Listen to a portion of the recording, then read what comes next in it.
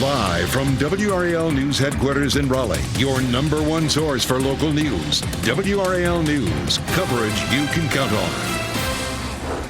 Durham police presence. Officers from two different departments were spotted this morning at a Durham hotel. What we've learned from the WRAL Breaking News Tracker. And gray skies as you head out the door. A few folks saw some showers this morning, but as we head into the afternoon, we should dry out a bit, and I'll show you who could see some sunshine by the end of the day. Search for the shooter. The person responsible for the killing of conservative commentator Charlie Kirk is on the run. New developments in the investigation as people pay tribute to Kirk. And in that vein, we're remembering 9/11 as we take this live look at New York this morning. The tributes planned today, 24 years after those terror attacks. We're so glad you're with us here in the 8 o'clock hour on Fox 50. I'm Ken Smith. And I'm Kelsey Coffey in for Michelle McConaughey.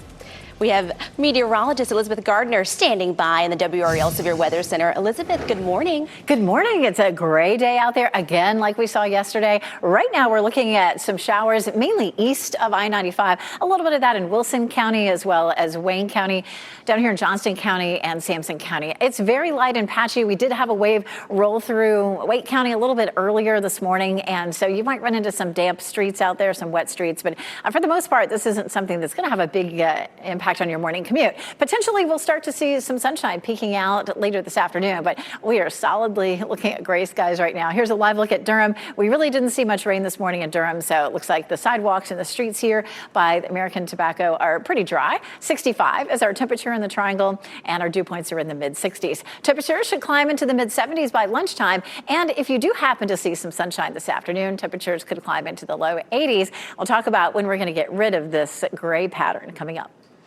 Elizabeth, happening now in the WRAL traffic center in the 8 o'clock hour, that southern loop of the Beltline. We're seeing the usual congestion there around Lake Wheeler Road, but you get around the bend, that Gorman Street exit, you get past there. It's clear sailing after that.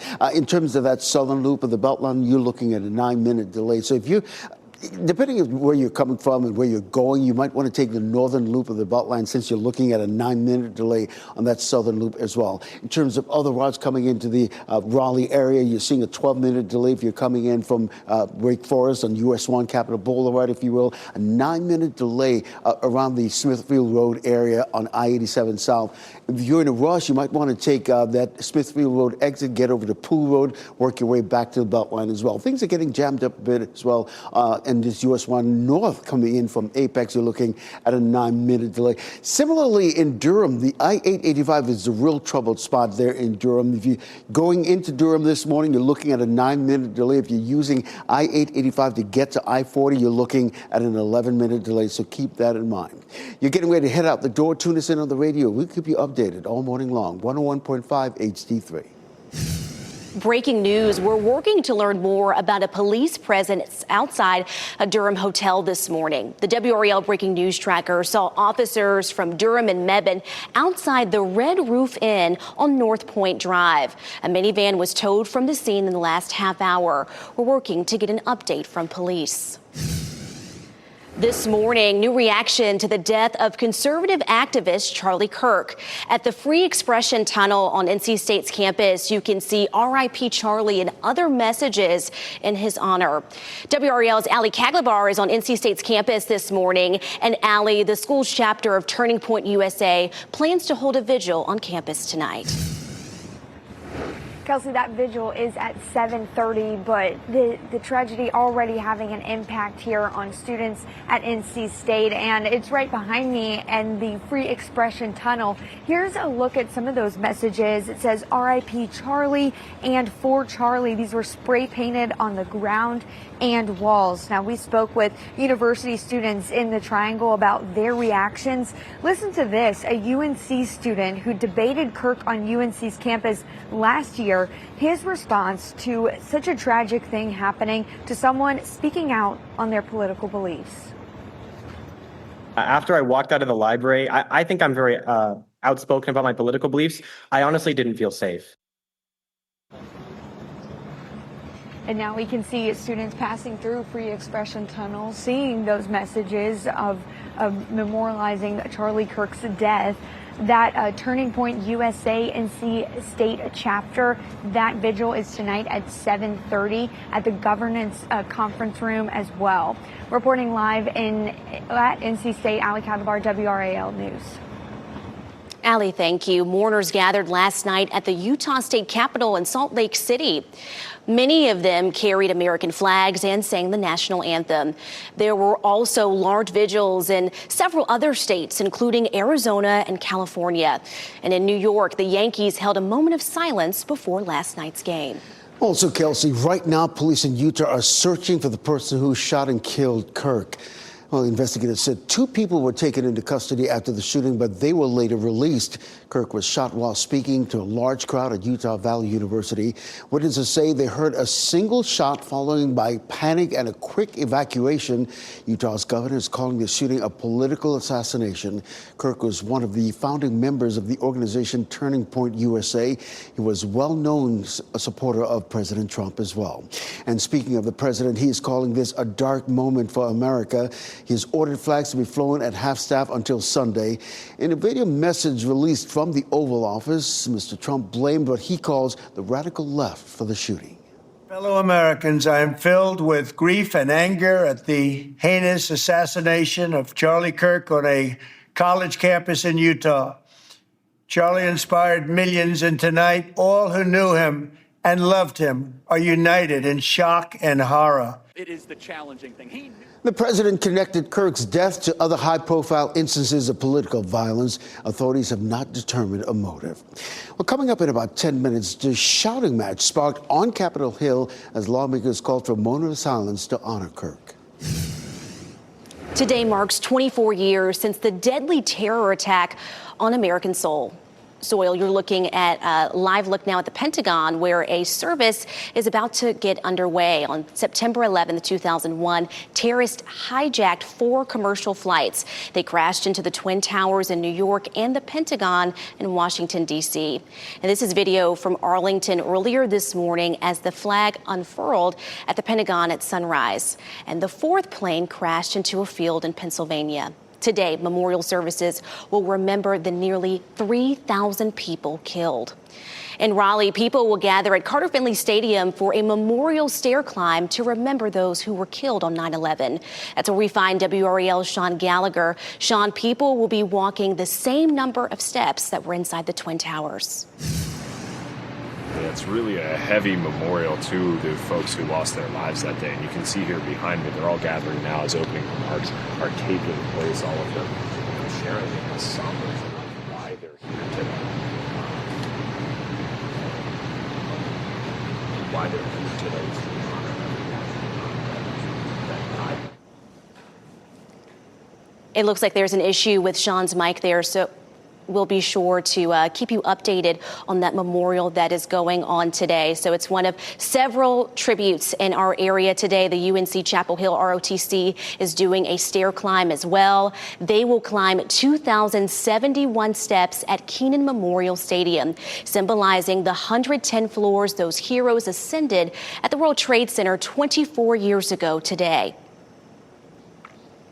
Just that mental aspect as like, hey, look, they did it, why couldn't I? You know, they did it during a catastrophic event. We're here somewhat, calm. So it's just the overall remembrance, just to keep going like, hey, they did it. They did that ultimate sacrifice. We can do that here.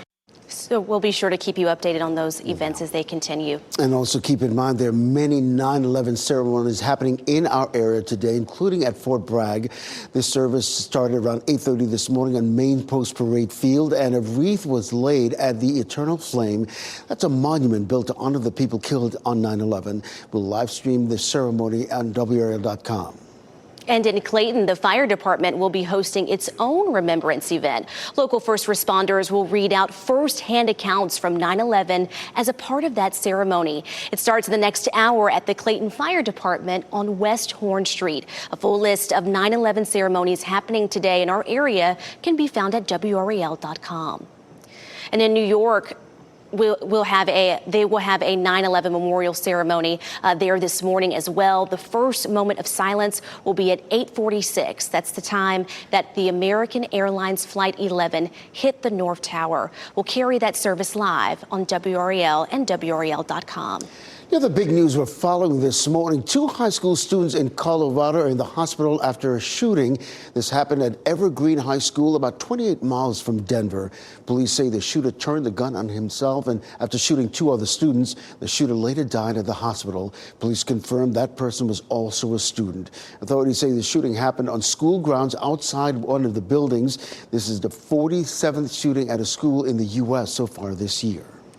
Today, Republican state legislatures will plan to discuss legislative action following the fatal Charlotte train stabbing. Senate Leader Phil Berger and the House Speaker Destin Hall will hold a joint news conference at noon at the state legislative building. 23-year-old Irina Zaroska was killed on August 22nd. 34-year-old DeCarlos Brown has been charged in her death. The incident has stoked intense political debate over public safety. Berger wants to shut down a racial justice task force whose policies, he says, endanger North Carolinians. Hall was attacked by Democratic local officials and wants to examine Charlotte's budget and the local justice system, which he blames for this incident. Democrats have criticized Republicans for not passing a budget with more funding for public safety. Lots more to share with you here in the 8 o'clock hour. Capitol Hill divide, a shouting match in the House chambers during what happened after a moment of silence for Charlie Kirk. Anger boiling over after the conservative commentator's death. And the fight for funding, the impasse between Governor Josh Stein and the federal government over help for Helene survivors. It's cloudy out there across our viewing area this morning. It is fairly dry in Apex. We had a round of showers roll through the triangle, but we're beginning to dry out. Will we see any sunshine this afternoon? I'll show you our chances coming up.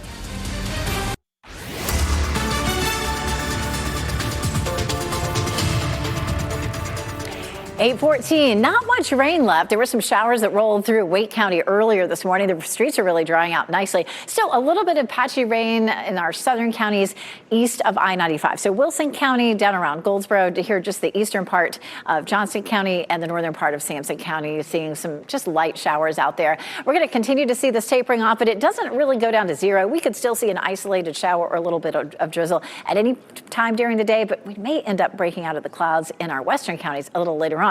As we take a look down Fayetteville Street, you can still tell that the street is a little wet out there, so you may run into some damp conditions as you're walking the dog this morning, depending on where you are. With some sunshine this afternoon, we could see temperatures in the low 80s. So walking the dog this evening back into the mid-70s, Ken. All right, happening now in the WRAL Traffic Center. We're keeping an eye on that southern loop of the Beltline. These are the westbound lanes moving away from us around Lake Wheeler Road. But, you know, if you're in a rush this morning, you're looking at a 6-minute delay on that southern loop of the Beltline as well. I would say take the northern loop, but that's just as congested. You're probably looking at a 5 to 6 minute delay as well. The situation here on I-87, apparently it's between Wyndham Falls Parkway and Smithfield Road. So if you're coming in from Zebulon or Wendell, you might want to take Knightdale Boulevard as an alternate route. I'll have an update coming up for you in less than 10 minutes. All right, Ken. Tense moments on Capitol Hill as lawmakers pause for a moment of silence for Charlie Kirk after he was shot and killed in Utah. The moment of silence was called by House Speaker Mike Johnson. And moments after it ended, a shouting match erupted on the House floor.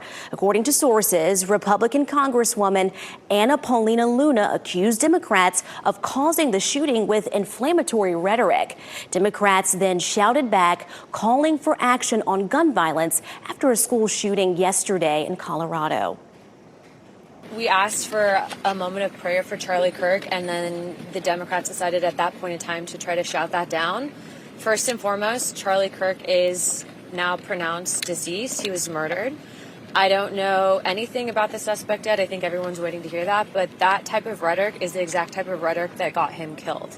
I don't think a single person who has dedicated their entire career to preventing gun safety legislation from getting passed in this House has any right to blame anybody else but themselves for what is happening. The House will be in order. Speaker Johnson eventually had to call the House back to order.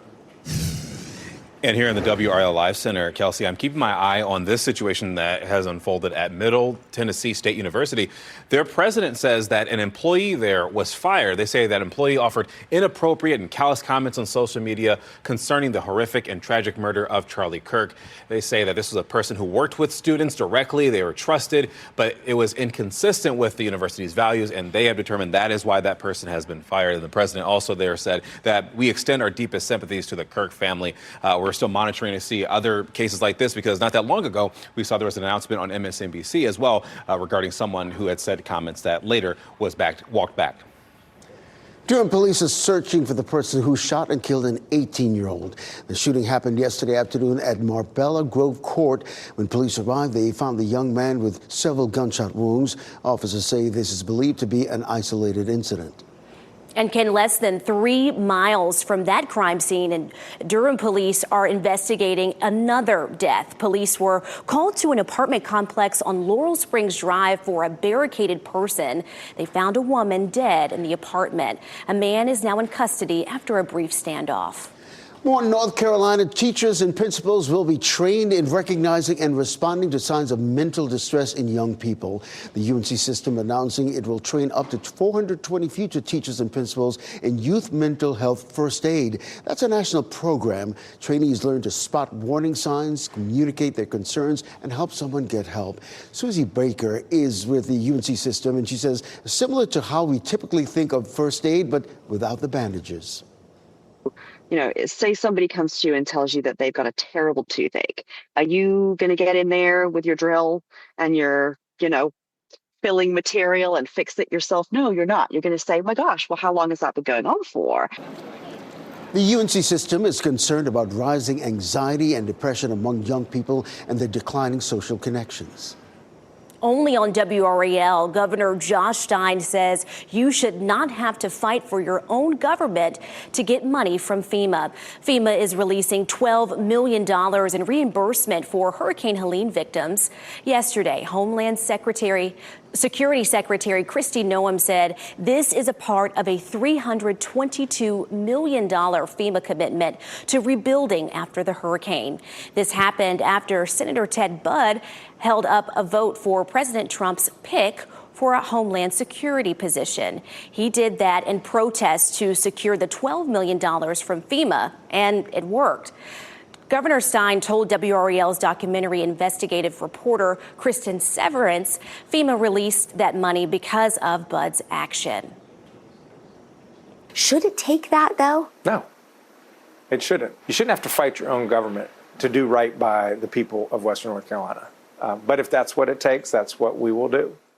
The grant money will cover vital infrastructure and community restoration projects in the hardest hit parts of North Carolina. Stein said FEMA still owes North Carolina about $85 million in reimbursements. WRAL is working on a new documentary to mark 1 year after Helene. It's called Helene, What We Lost, What We Found. It airs Thursday, September 25th at 7:30 on TV or where you stream WRAL. Of course, you look out your window, you're seeing some gray, cloudy skies, and depending on where you are, you've been dodging some rain showers as well.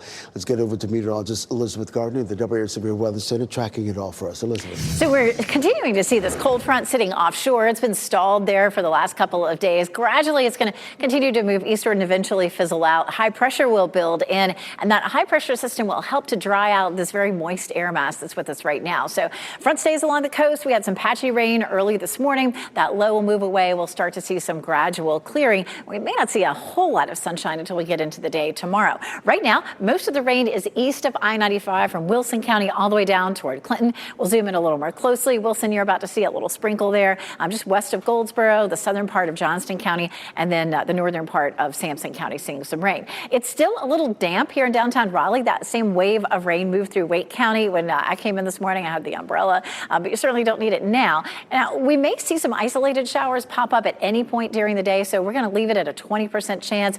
Futurecast does show some gradual clearing late this afternoon or this evening, but there's a lot of moisture in the atmosphere. If we get a really good push of dry air, then we may be in decent shape, but I really feel like probably probably what will happen is first thing tomorrow morning, we'll get back into some cloud cover, and it may take us until lunchtime or so tomorrow to clear out. But then at that point, hopefully we'll be seeing some sunshine then into the weekend.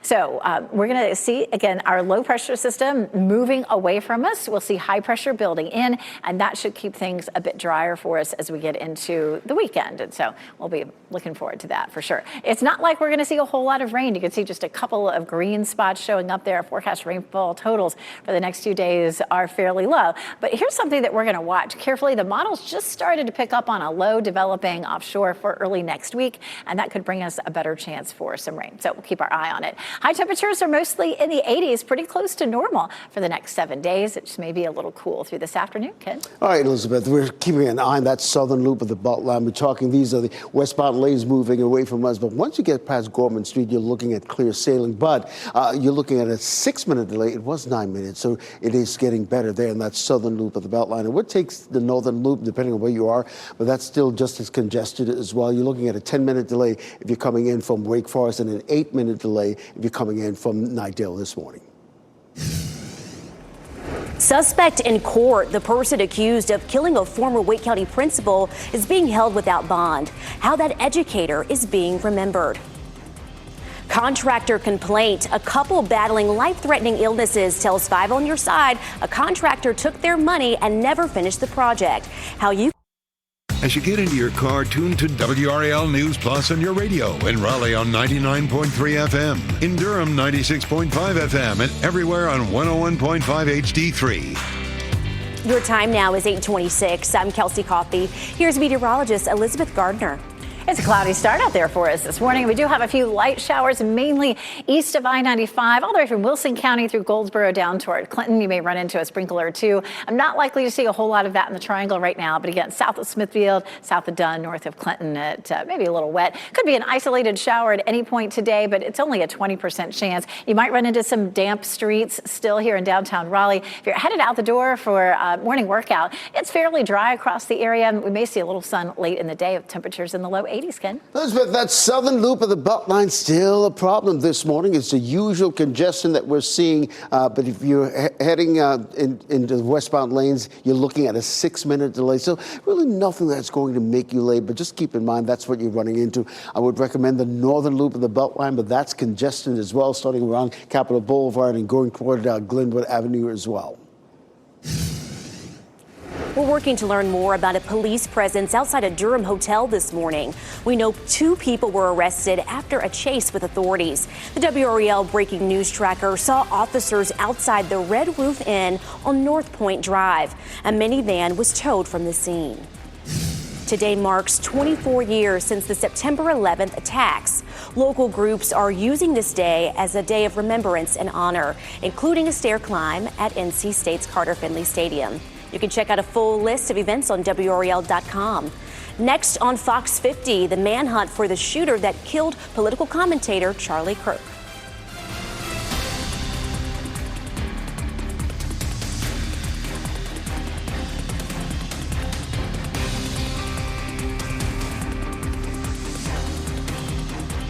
Shot in 4K ultra high definition. Your number one source for local news. WRAL News. Coverage you can count on.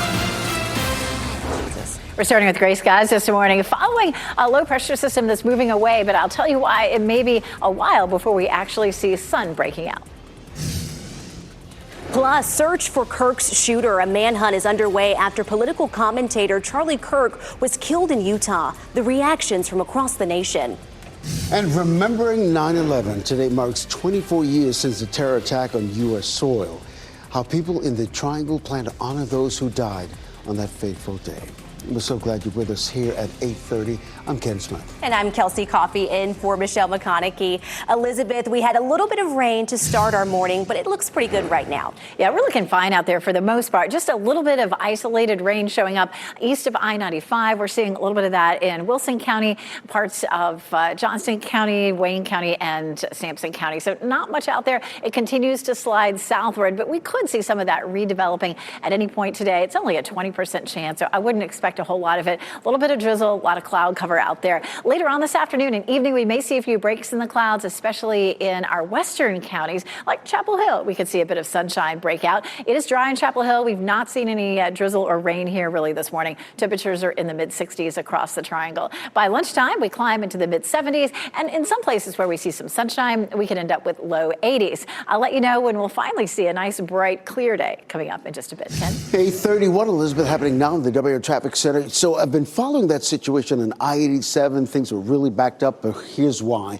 There's a lane blocked by a crash right around the Smithfield Road area. You can see that backup stretching all the way back to Wendell Falls Parkway. So it's a situation where if you're coming in from Zebulon, you're coming in from Wendell, you might want to take Nidale Boulevard as an alternate route, because look at this. You're looking at a 24-minute delay coming in from that I-87 southbound lanes. Things are really beginning to get jammed up on US 1 coming in from Apex as well. You're looking at a 23-minute delay starting between Highway 55 and US 64 there in the Apex area. So you might want to consider an alternate route. I'll keep an eye on it for you and let you know if I find anything better here in the next few minutes. That southern loop of the Beltline still going. That's the usual congestion we see this time of the morning. Those are the westbound lanes moving away from us. And the traffic is moving, but not as quickly as you'd like it to see it move. But right now you're looking at just a 3-minute delay on that southern loop of the Beltline. So nothing really that's going to make you late at this hour. Breaking news, 2 people are in custody after a police chase that started in Mebane and ended in Durham.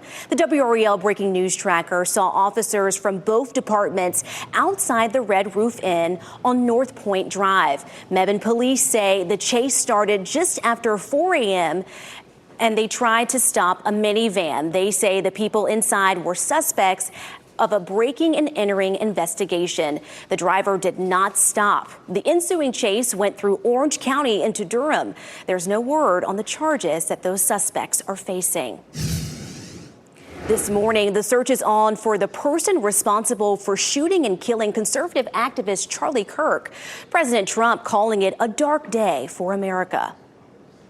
An assassin tried to silence him with a bullet, but he failed, because together we will ensure that his voice, his message, and his legacy will live on for countless generations to come. At the Free Expression Tunnel on NC State's campus, you can see R.I.P. Charlie and other messages painted. WRAL's Ali Kaglabar is on NC State's campus this morning. And Ali, the school's chapter of Turning Point USA, plans to hold a vigil tonight in his honor. Kelsey, that vigil is expected at 7:30 p.m. tonight. But this morning, Kirk's death is already having an impact on campus as we see students pass through Free Expression Tunnel. Here's what they are seeing as they walk through. R.I.P. Charlie and For Charlie spray painted on the ground and walls. We saw that at least 5 times throughout the tunnel. Conservative activist Charlie Kirk was shot and killed yesterday at a Utah college campus. Within the past 15 minutes, we spoke with a student who passed through Free Expression Tunnel.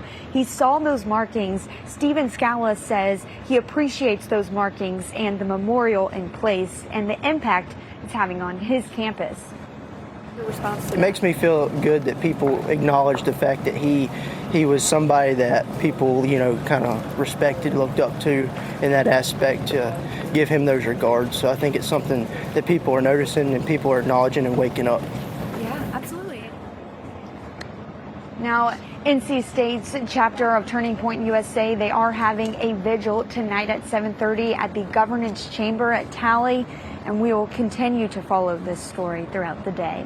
Reporting live on NC State's campus, Ali Kaglabar, WRAL News. Now, in terms of new information regarding the shooting death of Charlie Kirk, we very well are expected to learn new information in the next hour. The FBI says they will be holding a news conference around 9:30-ish our time in Utah, and the FBI special agent in charge, as well as the Utah Department of Public Safety Commissioner, they will be involved in this discussion, trying to give more information about what happened there. We also know that Vice President J.D. Vance will be going there as well. And coming up in the next 10 minutes, we will look at what this shooting tells us about the larger picture of political violence in our country. Well, Colorado authorities say 2 students are in the hospital because one of their peers began shooting at their high school. Last night, the Jefferson County Sheriff's Office confirmed the shooter was a 16-year-old boy who died from his injuries. Investigators say the shooting happened yesterday afternoon at Evergreen High School. That's about 30 minutes west of Denver. Gunshots were fired inside and outside of a building. All 3 students were taken to a local hospital there in that area. One remains in critical condition. As for why the shooting happened, a motive has not yet been reported.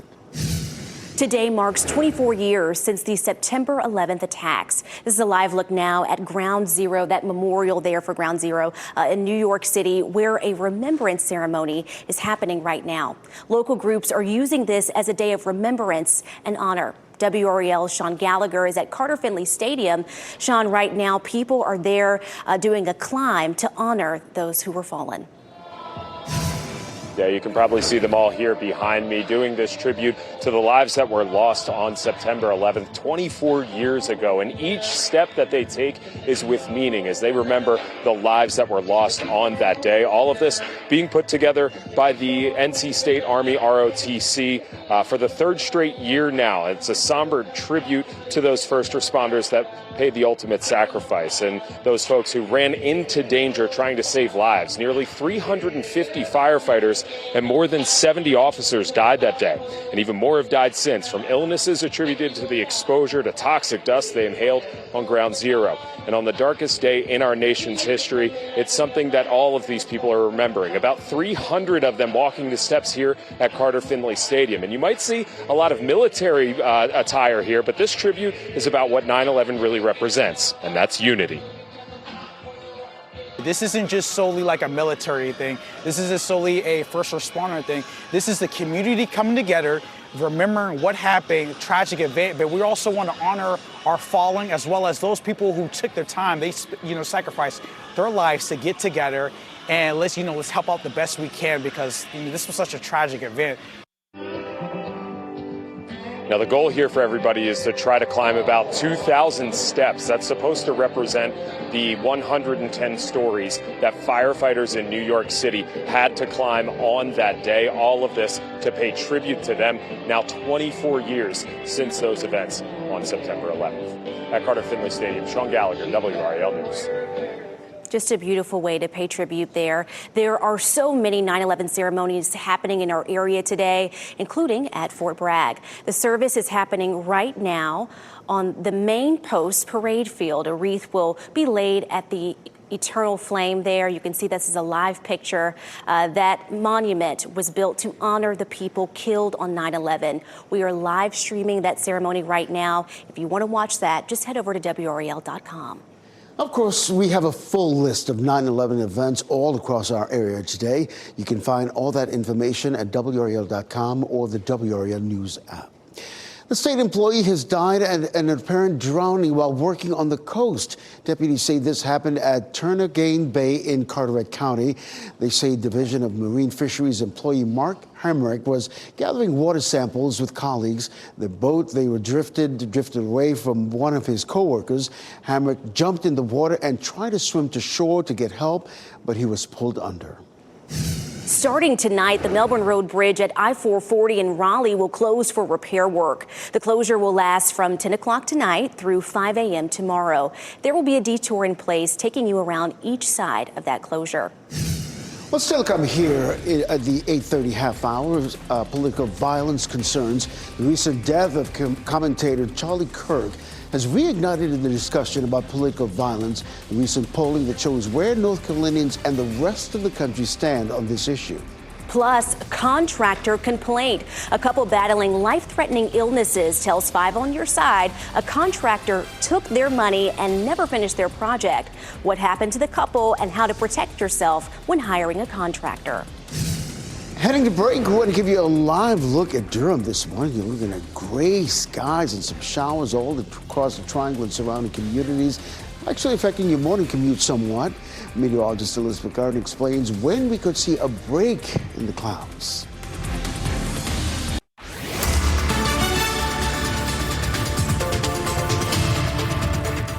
8:44. Let's get an update on the tropics. Things look quiet out here. And of course, it's been pretty quiet for the last few days. But this morning, the National Hurricane Center has identified a wave coming off the coast of Africa with a 30% chance of developing in the next 7 days.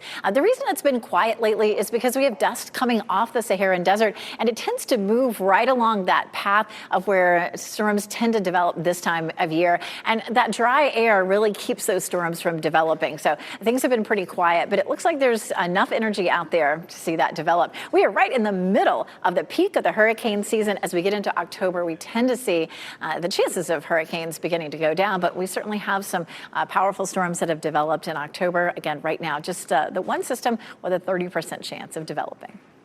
Elizabeth, happening now, we're keeping an eye on that troubled spot on I-87 in those southbound lanes because of this crash right here. It was blocking one lane. It's right around the Smithfield Road area. Let's take you outside and show you exactly what we're talking about. That crash is now off on the median. It's still blocking at least one lane, but you can see traffic is slowly getting through there on I-87. It's a situation where that backup stretches all the way back to Wyndham Falls Parkway. You're looking at a 15-minute delay right now. Charlie Kirk's death comes after a surge in threats and attacks against political figures this year. Senator Tom Tillis received death threats earlier this year. And earlier this summer, a Minnesota lawmaker was targeted, shot, and killed at her home. Recent data shows acts like this are exactly the type of violence North Carolinians are worried about. A 2024 Elon University poll ahead of the election found political violence is a top concern. What we found in 2024 was 74% of North Carolinians were at least somewhat to very concerned about violence breaking out. What we've seen today is, even though this is arguably not election-related violence, the election's fairly far removed, but it's still a violence against a political figure, is that the majority of North Carolinians were right to be worried. Despite the North Carolina opposition, an NPR poll from around the same time shows that 1 in 5 adults across the country believe Americans may have to resort to violence to get their own country back on track.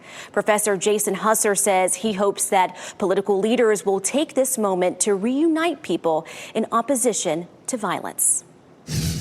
Your time is 8:46 here in the WRAL Live Center, and it's right around now where we are expecting New York City to have its 9/11 memorial ceremony's moment of silence. You'll see them right here. They're ringing the bell. We'll go ahead and listen in to see this ceremony.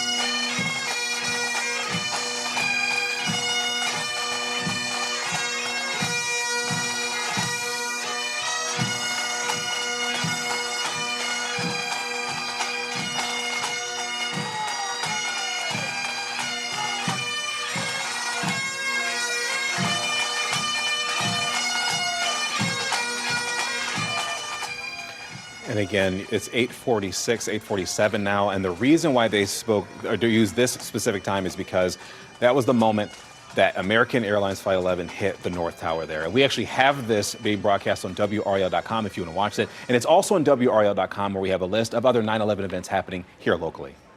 Chris, thanks. Well, a couple facing life-threatening illnesses say a contractor took their money but never finished the work he promised. 5 on your side's Keely Arthur explains how to protect yourself from being put in this kind of a position. This is a tough situation. The owner of this home, Bill Harris, is battling ALS. His wife, Aileen, stage 4 metastatic breast cancer. The Harrises admit they don't know how much time they have left, so they hired a contractor to freshen up their home, which has been in Bill Harris's family for 5 generations. They give you 2 to 5 years with ALS. I'm a year and a half into it. I want it to look good before I go. Harris says the contractor he hired collected $8,600 more than the full estimated cost of the project, then left the project unfinished with serious problems. What happened here is a good reminder that if you are having work done on your house, get a written contract with a detailed description of the work and a schedule of payments. Pay as work is finished and don't pay the full cost of the project until it's completed. And also, don't pay in cash. Tonight, we're going to hear more from the Harrises about what went wrong, and I'll tell you what happened when we started asking the contractor about all of these problems. Keely Arthur, 5 on your side. So many good reminders there. NASA's rover on Mars may have found the strongest sign of past life yet, a rock sample that could hold ancient microprobes. NASA's Perseverance rover found the rock. It's made out of clay and silt, which is great for preserving signs of microprobes. The rover also found colorful mineral spots that are often created by tiny life forms. Scientists have spent the past year checking the data. Right now, everything points to life once existing on Mars. Do we think this is signs of ancient life on Mars? And after a year of review, they've come back and they said, listen, we can't find another explanation. So this very well could be the clearest sign of life that we've ever found on Mars. Now, this is one of 27 rock samples that NASA's Perseverance rover collected. Scientists say each one could lead to more clues about life on the red planet. Absolutely fascinating findings. Back here on Earth this morning, we've been dealing with some gray, cloudy skies. Let's get over to meteorologist Elizabeth Gardner in the WRAL Severe Weather Center, tracking how our day is going to shape up. We've been watching some patchy light rain and drizzle this morning. A lot of that from the Triangle area eastward. We haven't seen much of that in our western counties. As we get into the afternoon, we'll have some very slow clearing. I'm not sure that our eastern counties will actually see any sunshine for today, but our western counties gradually may begin to break out of the clouds, and if so, temperatures should climb into the low 80s. Right now, we're looking at just some isolated showers, mainly east of I-95 right now. So from Wilson County down toward Goldsboro, a little bit of that left in the southern part of Johnston County, and then in parts of Sampson County, we're seeing some light rain. Here's Futurecast, and it does stay pretty cloudy for us for much of the day. Notice that as we get into the afternoon, maybe a couple more patches of rain. The best chance for rain today is going to be along and east of I-95. Once we get into the evening, some of our western counties may begin to clear. If we do see much clearing overnight tonight, it's certainly possible that we would end up with some clouds to begin with on Friday morning, and then after that, more clearing as we get through Friday afternoon. It's just going to take a long time to get this moist air mass out of here. Cloudy look at Chapel Hill. Chapel Hill did not really see much rain or drizzle this morning. Most of that was a little farther to the east, so it's dry there as we're taking a look from Top of the Hill restaurant. 65 is our temperature currently in the Triangle, and temperatures are fairly uniform, mostly in the mid-60s, 66 in Rocky Mount, 67 Southern Pines, 63 in Roxborough, and around the Triangle, 65 in Rollsville and Cary, as well as Apex and Holly Springs. Around town, temperatures could climb into the low 80s in places where we see some sunshine. If the clouds hang around where you are, especially in our eastern counties, probably going to hold it into the mid to upper 70s. 84 is our normal high, and we do have some milder temperatures in the forecast back into the mid 80s as we get into the weekend. Taking a look at Futurecast, we're watching that front continuing to slide off to the east. High pressure will start to build in during the day Friday and sit over us for much of the weekend. That should keep us nice and dry with some pretty weather, but another low could develop here in the southeast, and that could bring some rain early next week. But Football Friday should be good. We should see mostly clear skies. Game time temperatures should be in the low 80s, and then bring a sweatshirt for later on. Nice conditions for us over the weekend. We should have dry conditions, temperatures in the low to mid 80s, but we're watching Tuesday and Wednesday carefully. If we see a coastal low develop, it may mean some more rain for us by the middle of next week. Now, before we go to break, here are the winning lottery numbers, and we'll get another check on weather and traffic next.